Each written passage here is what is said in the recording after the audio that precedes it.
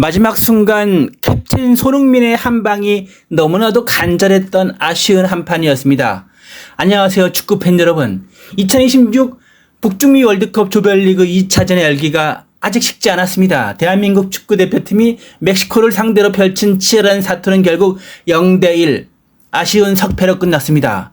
1차전 체코전 승리의 기쁨을 이어가길 바랬던 팬들에게는 너무나도 쓰라린 결과가 아닐 수 없습니다. 경기 내용 면에서는 충분히 무승부 이상을 가져올 수 있었기에 팬들의 지난 여운은 더 깊어지고 있습니다.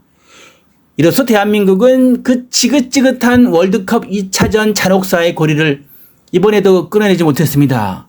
1986년 멕시코 월드컵부터 이어진 2차전 무승 징크스는 어느덧 4무7패라는 무거운 기록이 되었습니다. 게다가 월드컵 무대에서 만난 멕시코를 상대로 통산 3전 전패라는 지독한 악연도 이어지게 됐는데요. 사실 이번 멕시코전 이전에 대표팀 내부 분위기를 좀 망치는 사건이 있었죠. 이번에 또 한 번 알게 된 것은 역시나 심리적인 부분이 매우 중요하다는 것입니다.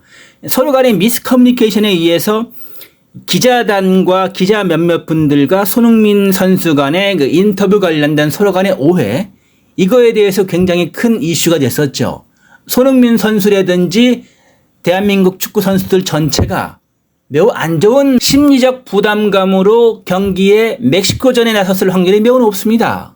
이러한 심리적 압박감과 멕시코의 고지대라는 기후적 악조건이 겹치면서 우리 축구 선수들은 무거운 몸으로 그라운드에 나섰을지 모릅니다. 실제로 전반전 경기는 양팀 모두 이렇다 할 날카로운 창끝을 보여주지 못한 채 팽팽한 탐색전만 이어졌습니다.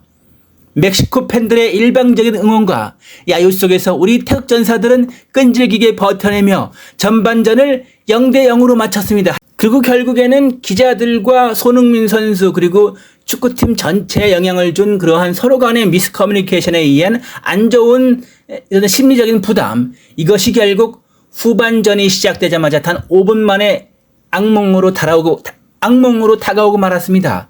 축구에서 가장 피해야 할 뼈아픈 수비진의 소통 미스가 실점으로 연결되는 찰나의 순간이었습니다. 멕시코의 루핑 헤더 패스가 우리 페널티 박스 안으로 높게 흘러들어왔을 때 골키퍼 김승규 선수가 이를 안정적으로 잡아내기 위해 골문을 비우고 과감하게 앞으로 전진했는데요. 이때 공의 궤적을 쫓던 우리 수비수 이기혁 선수와 동선이 완전히 겹치면서 돌발 상황이 발생했습니다.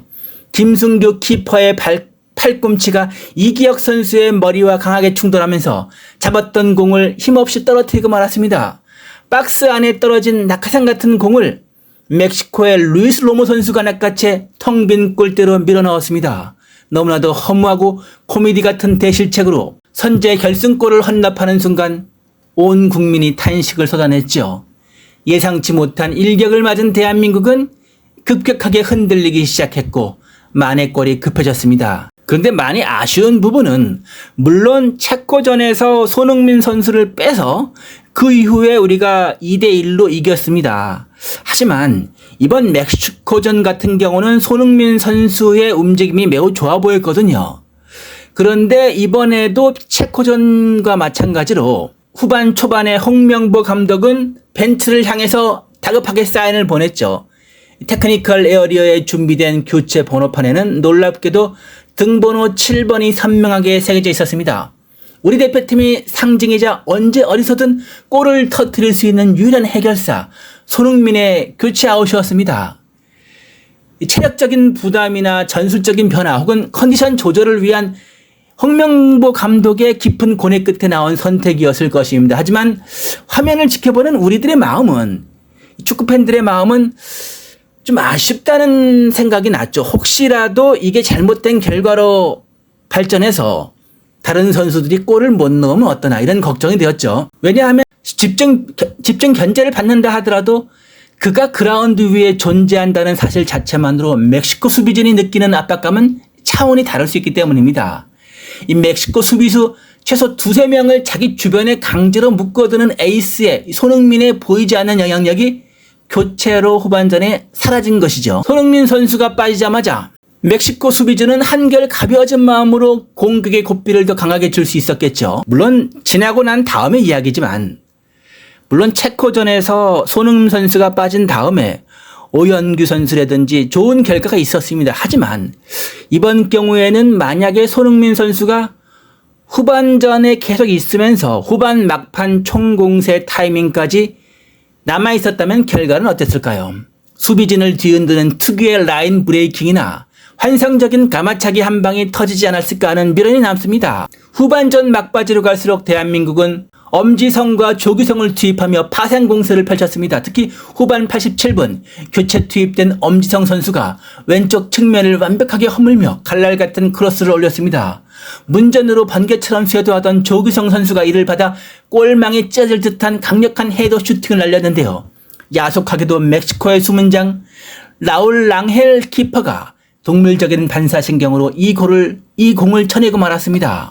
흘러나온 볼을 향한 양현진 선수가 몸을 날리며 결정적인 리바운드 슛을 시도했지만 이마저도 랑헬 키퍼가 엄청난 코어 힘으로 몸을 비틀어 잡아내며 대한민국의 동점골 찬스는 완전히 무산되었습니다. 마지막 1분이 지나고 종료 휘슬이 울릴 때까지 끝까지 자리를 지키지 못했던 우리 캡틴 손흥민의 부재가 뼈저리게 아쉬운 순간이었습니다. 패배의 안타까움은 이제 있고 대한민국은 조별리그 마지막 관문인 남아공전을 기대해야 되는데요.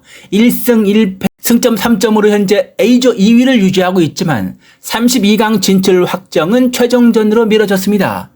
다시 시작된 잔인한 운명의 경우의 수. 하지만 질에 겁을 먹거나 크게 실망할 필요는 전혀 없습니다. 왜냐하면 이번 대회부터 순위를 결정하는 방식이 우리에게 아주 유리하게 바뀌었기 때문입니다. 기존의 골득실 우선 정책이 아니라 승점이 같을 때 서로의 맞대결 결과를 먼저 보는 승자승 원칙이 도입되었습니다.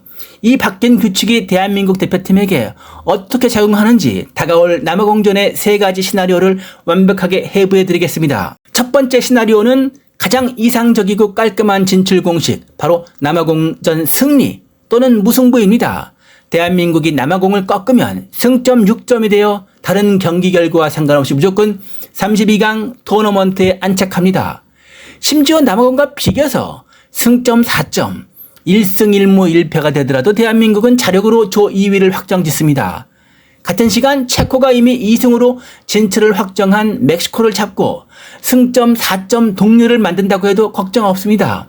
우리가 1차전에서 체코를 2대1로 정면 돌파해 이겨놓았기 때문에 승자 승 원칙에 따라 우리가 체코를 무조건 누릅니다. 즉 남아공전에서 지지만 않는다면 32강 진출의 문은 아주 활짝 열려있다는 뜻입니다. 1차전에서 체코를 상대로 따놓은 값진 승점 3점의 이 스노우볼이 우리에게 엄청난 방어벽이 되어 돌아온 것입니다. 두 번째 시나리오는 불의의 일격으로 만약에 우리가 남아공에게 정말로 생각하기 싫은 생각이지만 패배를 할 경우의 생존 공식입니다. 만약 대한민국이 남아공에 패한다면 우리의 승점은 3점에 그대로 묶이게 되고 좀 복잡해지죠.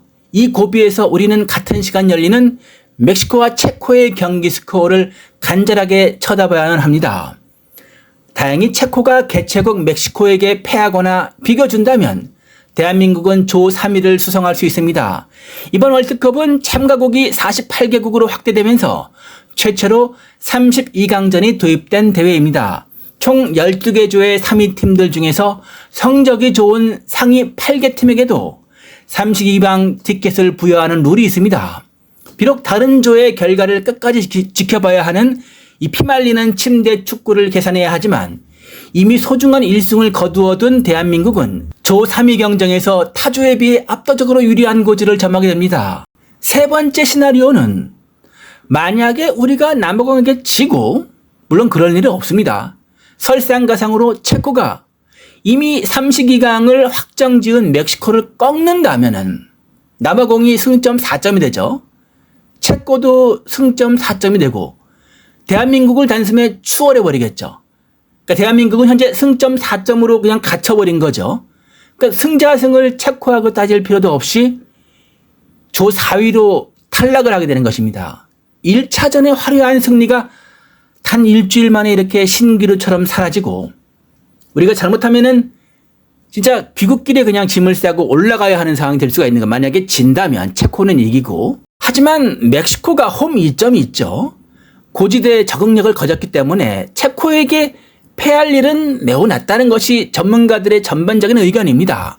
지금도 아쉬운 것은 손흥민 선수를 이번에는 그냥 계속 뒀다면 어땠을까? 물론 이렇게 얘기하기엔 좀 그렇긴 하지만, 왜냐하면 체코전에서 손흥민 선수를 뺀 다음에 오현규 선수라든 좋은 결과가 있었기 때문에, 하지만 그래도 이번에는 놔뒀다면 어땠을까라는 아쉬움이 남는 것은 사실입니다.